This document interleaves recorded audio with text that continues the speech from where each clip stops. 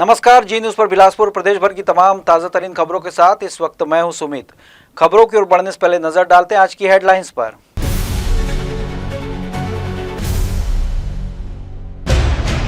छत्तीसगढ़ मध्य प्रदेश के जिला न्यायालय को बम की धमकी, ईमेल से मचा हड़कंप, कोर्ट परिसर में बढ़ाएगी सख्त सुरक्षा व्यवस्था, अलर्ट। सरकंडा इमली भाटा मार्ग पर नगर निगम का बड़ा तोड़फोड़ अभियान, 87 मकान हटे, अटालवास में सभी प्रभावित परिवारों को पुनर्वास।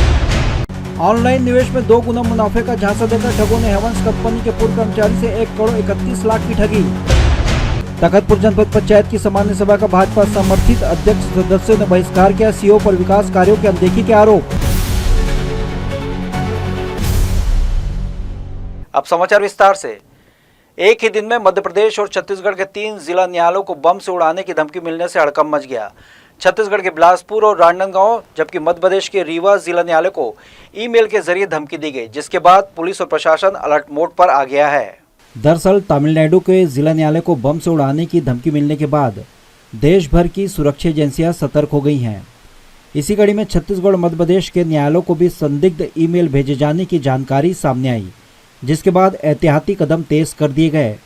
बिलासपुर के वरिष्ठ पुलिस अधीक्षक रजनेश सिंह ने बताया कि फिलहाल बिलासपुर जिला न्यायालय को लेकर कोई सीधी और पुष्ट धमकी सामने नहीं आई है, लेकिन तमिलनाडु के एक कोर्ट को भेजी गई धमकी की ईमेल कॉपी अन्य जिलों में भी भेजी गई थी। इसी आधार पर सुरक्षा बढ़ाई गई है। एएसपी ने बताया कि एहतियातन जिला न्यायालय परिसर के भीतर और बाहर अतिरिक्त पुलिस बल तैनात किया गया है। कोर्ट आने जाने वाले हर व्यक्ति और वाहनों की सघन जाँच की जा रही है, ताकि किसी भी संभावित खतरे को समय रहते टाला जा सके। एएसपी पंकज कुमार पटेल ने जानकारी दी कि तमिलनाडु के एक न्यायालय को भेजी गई थ्रेड मेल की कॉपी बिलासपुर में भी प्राप्त हुई है। इसी वजह से bomb disposal squad, dog squad और पुलिस टीम को मौके पर तैनात किया गया है।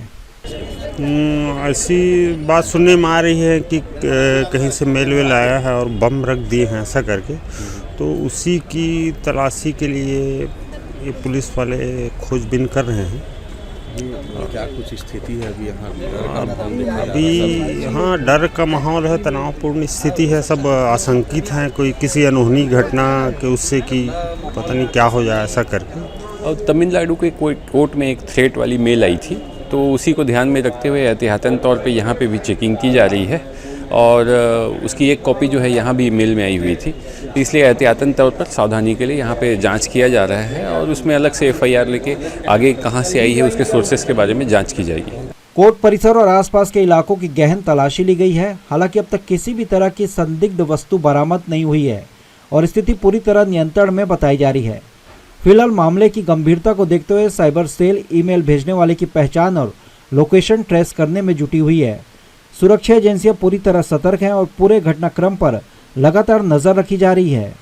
जी न्यूज के लिए कैमरामैन गोपाल मौर्य के साथ मोहम्मद नासिर की रिपोर्ट। बिलासपुर केंद्र सरकार की नई जी राम जी योजना को लेकर केंद्रीय राज्य मंत्री तोकन साहू ने बिलासपुर में आयोजित प्रेस वार्ता में योजना की विस्तार से जानकारी दी।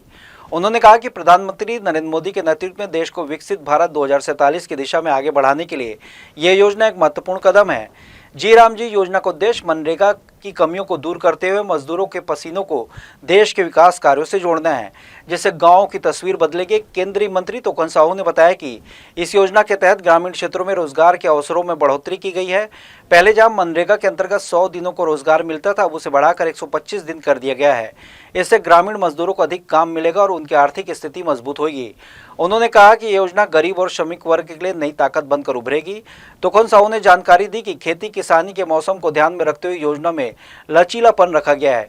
कृषि के कार्यों के चरम समय में 60 दिनों के लिए योजना को अस्थायी रूप से रोका जा सकेगा और इसके बाद पुनः चालू किया जाएगा, ताकि किसान और मजदूर दोनों को संतुलित लाभ मिल सके।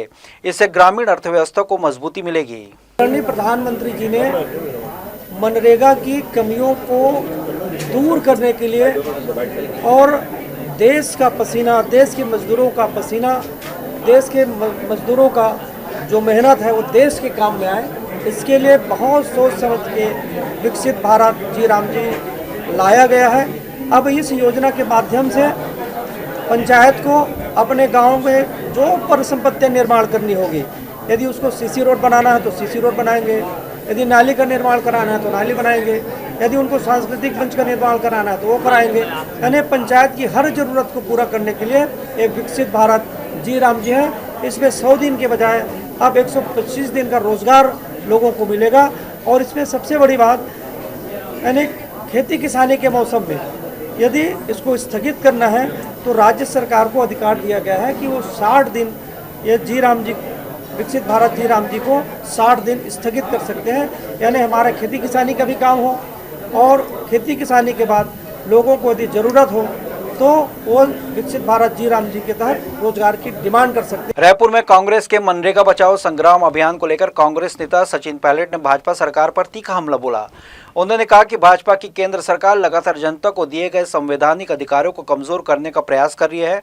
पायलट ने याद दिलाया कि कांग्रेस सरकार द्वारा लाया गया भूमि अधिग्रहण कानून किसानों के हित में था, लेकिन भाजपा ने उसे खत्म करने की कोशिश की। राहुल गांधी ने संसद के भीतर और बाहर इसका कड़ा विरोध किया, जिसके चलते भाजपा को पीछे हटना पड़ा। उन्होंने कहा कि इसके बाद भाजपा सरकार किसानों के खिलाफ 3 काले कानून कृषि कानून लेकर आई, जिनका देश भर में जबरदस्त विरोध हुआ। अंततः सरकार को वे कानून भी वापस लेने पड़े। अब विकसित भारत जी राम जी के नाम पर मनरेगा में बदलाव कर सरकार एक बार फिर जनता को भ्रमित कर रही है। पायलट का आरोप है कि मनरेगा कोई सम्मान्य योजना नहीं बल्कि जनता को मिला संवैधानिक अधिकार है, जिसे कमजोर करने की साजिश की जा रही है। सचिन पायलट ने कहा कि सरकार यह तय करना चाहती कि दिल्ली से कौन सा काम होगा और कौन सा नहीं। इससे स्थानीय जरूरतों और ग्रामीणों के अधिकारों की अनदेखी होगी। अधिकारी और नेता तय करेंगे कि कहाँ क्या काम होगा, जिससे मनरेगा की मूल भावना खत्म हो जाएगी। उन्होंने आरोप लगाया कि पूरी प्रक्रिया मनरेगा को धीरे धीरे समाप्त करने की दिशा में कदम है। पायलट ने बताया कि कांग्रेस पार्टी इस फैसले के खिलाफ पूरे देश में आंदोलन कर रही है। छत्तीसगढ़ सहित हर प्रदेश, जिला और ब्लॉक स्तर पर जाकर लोगों को इस बदलाव की सच्चाई बताई जाएगी और मनरेगा के अधिकारों की रक्षा के लिए संघर्ष जारी रहेगा। इस बैठक में छत्तीसगढ़ सरकार को आगामी दिनों में घिरना सहित अन्य मुद्दों पर भी चर्चा हुई। भारतीय जनता पार्टी की सरकार ने जमीन अधिग्रहण जो हम लोग कानून लेके आए थे उसको खत्म करने की कोशिश की। राहुल गांधी जी ने, पूरी कांग्रेस पार्टी ने सदन के अंदर और बाहर भरपूर विरोध किया जनता के पक्ष में, और अंत में भाजपा सरकार को अपने हाथ खींचने पड़े। उसके बाद किसानों के विरुद्ध 3 काले कानून लेकर आए। भारी विरोध हुआ, कई महीनों तक लोगों ने वहां पे धरने दिए, सैकड़ों लोगों की जान चली गई, फिर अंत में आकर उन्होंने उसको वापस किया। ये भी जो कार्यक्रम लेकर आए हैं, ये महात्मा गांधी जी के नाम पर बनी हुई स्कीम, जो एक संवैधानिक अधिकार जनता को हम लोगों ने दिया था, उसको खत्म करने की दिशा में बढ़ रहे हैं और भ्रमित कर रहे हैं कि इसको रिफॉर्म कर रहे हैं। आप 90-10 का जो रेशो था राज्य सरकार केंद्र सरकार का, उसको आप 60-40 कर रहे हैं। आप दिल्ली से या राजधानी से ये अंकित करेंगे क्या काम हो सकते हैं, क्या नहीं हो सकते हैं। तो संवैधानिक अधिकार जो था उसको आपने एक योजना में बदल दिया है। बिलासपुर जिले के खरीदी केंद्रों में धान खरीदी को लेकर किसानों की परेशानी लगातार बढ़ती जा रही है। समर्थन मूल्य पर धान खरीदी की व्यवस्था होने के बावजूद कई केंद्रों में समय पर खरीदी नहीं हो पा रही है। हालात यह है कि शाम तक समितियों के परिसरों में बैठे रहते हैं, लेकिन खरीदी की लिमिट पूरी होने का हवाला देकर उन्हें वापस लौटा दिया जाता है। धान खरीदी की समस्या को लेकर आज बड़ी संख्या में किसान और कांग्रेस के पदाधिकारी सड़कों पर उतर आए। किसानों ने अनोखा प्रदर्शन करते हुए धान से भरे बोरे कंधे में लादकर कलेक्टर कार्यालय पहुंचकर प्रदर्शन किया। इस दौरान प्रशासन के खिलाफ जमकर नारेबाजी की गई और जल्द समाधान की मांग की गई। प्रदर्शन के दौरान पूर्व ग्रामीण जिला अध्यक्ष विजय केशरवानी ने प्रशासन पर निशाना साधते हुए कहा कि एक और किसान धान खरीदी को लेकर परेशान है, वहीं दूसरी ओर प्रशासन उनके लिए कोई ठोस व्यवस्था नहीं कर पा रहा। विजय केशरवानी ने कहा कि जब धान खरीदी की अंतिम तिथि 31 जनवरी निर्धारित की गई है, तो ऐसे में खरीदी केंद्रों की लिमिट बढ़ाई जानी चाहिए ताकि धान खरीदी की प्रक्रिया सुचारू रूप से चल सके। उन्होंने मांग की कि समय सीमा के भीतर सभी किसानों को धान खरीदा जाए। कांग्रेस नेताओं और किसानों ने चेतावनी दी, यदि तय समय सीमा से पहले धान खरीदी पूरी नहीं हुई तो वे धान को लेकर विधायक निवास का घेराव करेंगे। भारतीय जनता पार्टी की सरकार आज जो सत्ता पर आई है, उनकी सरकार बनी है जिसमें उनका प्रमुख बिंदु था कि धान खरीदी, किसानों का पूर्ण रूपेण धान खरीदी करेंगे, प्रति एकड़ 21 कुंटल धान खरीदेंगे। यह भारतीय जनता पार्टी के घोषणा पत्र में था और इसी किसानों के बदौलत ही इनकी सरकार भी इस प्रदेश में आई है। बेलतरा प्रॉपर बेलतरा धान खरीदी केंद्र का जिक्र करूं, जहां 50,000 कुंटल उनको धान खरीदना था टोटल में, जिसकी लिमिट अभी 1000 है और मात्र 24,000 कुंटल अभी धान खरीदी उन्होंने किया है और 31 जनवरी इनका लास्ट डेट है और 21 जनवरी तक टोकन कट चुके हैं। तो क्या जो बचे हुए किसानों का धान कैसे धान खरीदी उनका होगा? इसलिए हम ये मांग करने आए हैं यहाँ कलेक्टर साहब से कि धान खरीदी केंद्र का जो लिमिट है, जो आपने प्रति कुंटल 1000 कुंटल जो है, प्रतिदिन 1000 कुंटल का जो आपने टारगेट फिक्स किया है, उस टारगेट को आप बढ़ाएं, तभी 31 जनवरी तक आपका धान खरीदी होगा। शहर को अतिक्रमण मुक्त कर विकास की नई राह पर आगे बढ़ाने के लिए नगर निगम ने बड़ी कार्रवाई शुरू की। इसी कड़ी में गुरुवार को सरकंडा नूतन चौक जोड़ने वाली सड़क पर वर्षों से बने अतिक्रमण को हटाने की कार्रवाई की गई। नगर निगम की इस कार्रवाई में कुल 87 मकानों को तोड़ा जा रहा है। वहीं प्रभावित परिवारों के पुनर्वास की भी पूरी व्यवस्था की गई है। नगर निगम की टीम गुरुवार सुबह जैसे ही सरकंडा नूतन मार्ग पर पहुंची, शुरुआती समय में हल्का हंगामा जरूर हुआ, लेकिन बाद में लोगों ने स्वेच्छा से अपने मकान खाली करना शुरू कर दिया। इसके बाद निगम ने तोड़फोड़ अभियान शुरू किया। इस कार्रवाई में नगर निगम ने 6 एक्सीवेटर लगाए।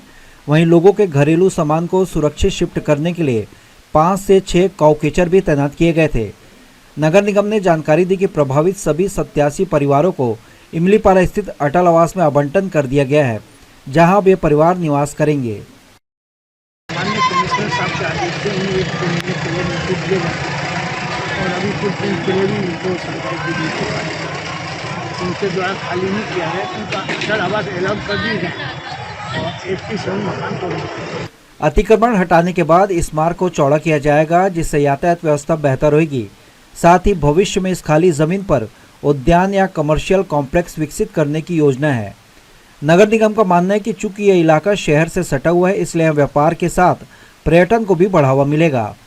यहाँ सर्वे के अनुसार 87 परिवार था और विगत 15-20 वर्षों से यहाँ पे निवास रखते हुए इन लोगों को कई बार नोटिस दिया गया था पूर्ववर्ती सरकारों के समय भी, और अभी सुप्रीम कोर्ट के दिशा निर्देशों का पालन करते हुए उनको लगातार जो समय सीमा में नोटिस दिया जाना था वो नोटिस दिया गया था।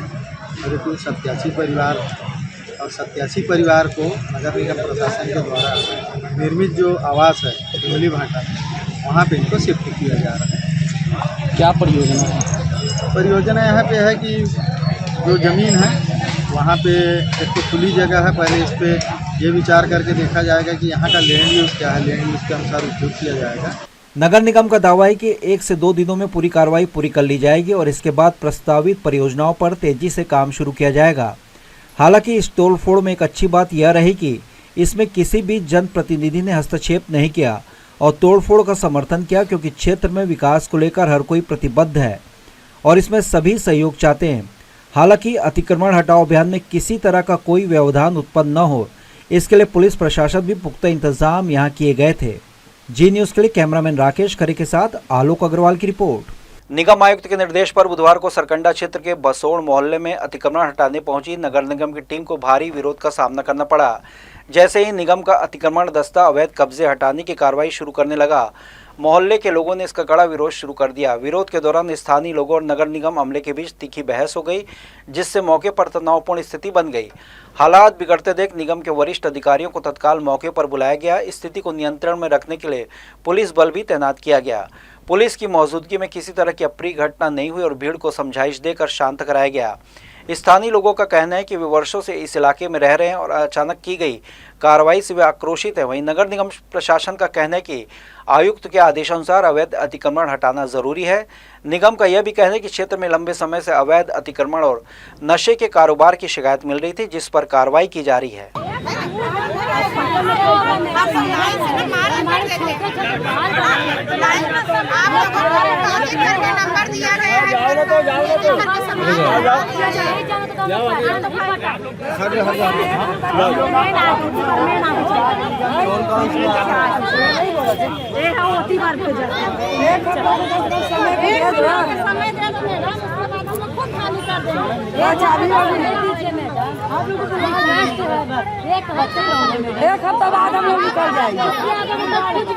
गुरु घासीदास सेंट्रल यूनिवर्सिटी एक बार फिर विवादों के घेरे में आ गई। साहित्य अकादमी नई दिल्ली और विश्वविद्यालय के हिंदी विभाग के संयुक्त तत्वाधान में बुधवार को आयोजित 1 दिवसीय राष्ट्रीय परिसंवाद विवाद की भेंट चढ़ गया। कार्यक्रम की अध्यक्षता कुलपति प्रोफेसर आलोक चक्रवाल कर रहे थे। इसी दौरान मंच से ऐसा घटनाक्रम सामने आया जिसने अकादमिक गरिमा पर सवाल खड़े कर दिए। कार्यक्रम के दौरान कुलपति के संबोधन के समय नागपुर से आए वरिष्ठ कथाकार मनोज रुपड़ा सामने की सोफे पर बैठे थे। संबोधन के बीच कुलपति ने उनसे पूछ लिया कि भाई साहब, आप बोर तो नहीं हो रहे? इस पर मनोज रुपड़ा ने जवाब दिया, विषय पर बात करिए। ये बात कुलपति को नागवार गुजरी। इसके बाद कुलपति प्रोफेसर चक्रवाल ने मंच से ही तीखी टिप्पणी करते हुए कहा कि मैं बिना मुद्दे की बात नहीं करता, लेकिन कुलपति से कैसे बात करते इसका विवेक आपको नहीं। इतना ही नहीं, उन्होंने यह भी कहा कि आपको बुलाया किसने, और खरी खोटी सुनाते हुए कार्यक्रम से चले जाने के कह दिया। साथ ही यह भी निर्देश दिया कि भविष्य में दोबारा न बुलाया जाए। इस पूरे घटनाक्रम का वीडियो सोशल मीडिया पर वायरल हो रहा है, जिसके बाद विश्वविद्यालय प्रशासन और कुलपति के आचरण को लेकर तीखी प्रतिक्रिया सामने आ रही है। अकादमिक जगत में इसे असहज और दुर्भाग्यपूर्ण घटना बताया जा रहा है। हालांकि इस मामले में अभी तक यूनिवर्सिटी के द्वारा कोई पक्ष सामने नहीं रखा गया है, लेकिन कहीं न कहीं यूनिवर्सिटी में गहराता विवाद शिक्षा के साथ साथ यूनिवर्सिटी की गरिमा को भी खराब कर रहा है। शिक्षा विभाग में हेडमास्टर, प्राथमिक शिक्षक से लेकर लेक्चरर पद पर किए गए पदोन्नति पर रोक लगा दी गई है। हाईकोर्ट ने स्कूल शिक्षा विभाग में हेडमास्टर, प्राथमिक शिक्षक से लेक्चरर पद पर पदोन्नति से जुड़े मामले में अहम अंतरिम आदेश देते हुए 22 दिसंबर 2025 को आयोजित विभागीय पदोन्नति समिति की कार्रवाई पर स्टे लगा दिया है। कोर्ट के आदेश के बाद डीपीसी के आधार पर किसी भी प्रकार की पदोन्नति प्रक्रिया पर फिलहाल रोक लग गई है। वर्ष 2010 से हेडमास्टर प्राथमिक के पद पर कार्यरत हैं और 1 जनवरी 2022 को आयोजित डीपीसी में उन्हें पदोन्नति के लिए योग्य पाया गया था। बाद में कुछ याचिकाओं के लंबित रहने के कारण उस समय पदोन्नति आदेश जारी नहीं हो सके।